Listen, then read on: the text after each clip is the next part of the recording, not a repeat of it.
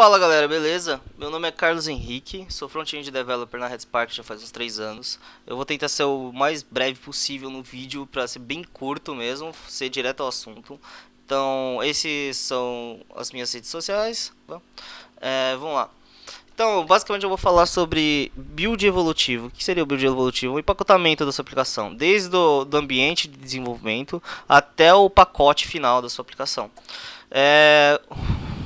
Ok, para falar sobre um build evolutivo, a gente tem que falar como ele é feito hoje. Hoje, basicamente, o processo de desenvolvimento front-end ele se baseia em task runners. Então, você tem lá o Gulp ou o Grunt para fazer tarefas para você. Bom, vamos lá. Eu vou falar de projetos Angular, mas o conceito não necessariamente se aplica ao Angular em si. Eu só estou usando uma stack, ou seja, o Angular é só a tecnologia, ok? Para aqueles que conhecem o Yeoman, já existe um generator famoso chamado Gulp Angular, que te fornece basicamente um scaffold, um projeto pronto com scripts Gulp, certo? Bem, o Gulp Angular basicamente ele te joga várias perguntas, conforme as suas escolhas, ele gera o seu projeto. Dentro do projeto, ele coloca o Gulp Scripts, certo? Scripts para o Gulp, onde eles já estabeleceram várias tasks que você pode utilizar. Isso é fantástico, você já tem um ambiente de desenvolvimento pronto conforme suas escolhas no console. Putz, do caramba. Aí você gera o seu segundo projeto, e esse segundo projeto veio, sei lá, depois de 2 meses. Ou seja, as suas dependências, os seus Gulp Scripts, provavelmente eles mudaram, eles atualizaram, eles corrigiram bug e viram uma forma melhor de fazê-lo. Agora, quando você tem vários outros projetos, então uma gama maior de projetos, pensa que esse processo foi feito 5 vezes. Então você tem Gulp Scripts diferentes, você tem bugs resolvidos, você tem melhorias feitas no projeto 5 que no projeto 1 não existe mais. Você teria que voltar nesse projeto 1 e atualizar eles. Ok, a base de copia e cola não é uma boa solução, né? Então a manutenção se torna custosa. Manutenção é o foco. Agora, pensando no cenário ideal. O cenário ideal seria que todos aqueles Gulp Scripts eles estivessem dentro de um componente. Porque sempre que a gente fala em reutilizar a coisa, em sempre ter reutilização de código, nós falamos de componentizar aquele código. Então, se a gente gerasse um componente que tivesse todos aqueles Gulp Scripts dentro e a manutenção seria só nesse componente, aí sim nós temos um cenário que é bem interessante. Ou seja, pegamos aqueles componentes, plugamos nos projetos e quando precisa da manutenção, vamos no componente, dá a manutenção, volta no projeto e atualiza a versão. Ótimo, fluxo perfeito. Ou seja, você não tem que dar mais manutenção de ambiente, de processo de desenvolvimento nos 5 projetos da sua empresa. Você precisa dar manutenção disso, de DevOps, né? Vamos falar assim, em um lugar só. Você centraliza a sua manutenção. Então foi basicamente o que eu fiz.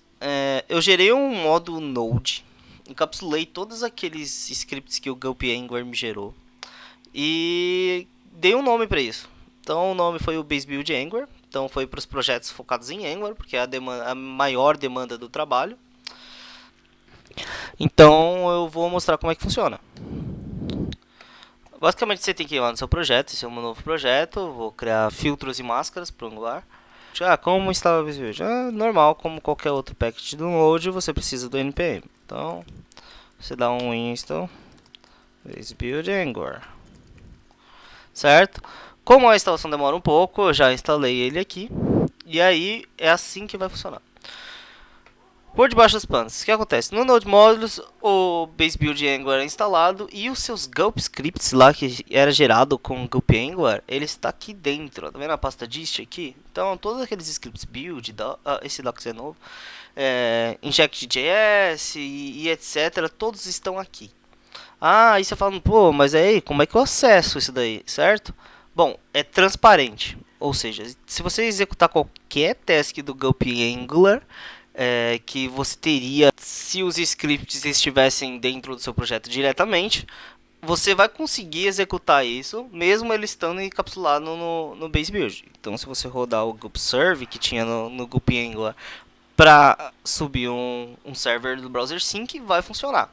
Vai aparecer algumas informações, depois eu explico o que é. Bem, subiu o projeto, certo? Como se fosse lá no Gulp Angular normalmente. Agora, o que são essas informações? eu tratei cada um dos scripts do Gulp Angular como se fosse um módulo no base build. Então, esses built-ins são os módulos default, são os módulos padrões. Para alterar o comportamento padrão desses módulos, você precisa passar parâmetros. Ao mesmo tempo, você consegue criar módulos externos e falar para o base build utilizar. Agora, como eu inicializo e passo esses parâmetros? Lá no Gulp File, você consegue passar os parâmetros em forma de objeto para o base build. Ou seja, no seu Gulp File, a única coisa que você precisa é declarar suas opções. Por exemplo, nesse caso, o meu módulo principal do Angular vai ser ngFiltersMask. E aí eu consigo alterar o comportamento default dos módulos internos. Por exemplo, o módulo de server vai ter as rotas apontando para o Bower Components e a pasta Vendors, certo? E ao final de tudo eu vou dar um require. Então eu vou falar, require base build e passando esses parâmetros. E assim ele inicia. Então ficou bem fácil de se utilizar. Eu estou gerando a documentação do base build. Ficaria muito feliz de ter contribuições por requests, etc. O projeto é open source. Então fiquem livres, à vontade de fazer qualquer contribuição. Estou sempre vendo, existem várias issues já abertas lá que eu estou pretendendo fazer, algumas estão em progress. E aí eu vou fazer outro vídeo explicando como ele funciona por debaixo dos panos mesmo, como eu tive que saber que o golpe funciona, os node modules e etc. Isso daí, pessoal. Até mais.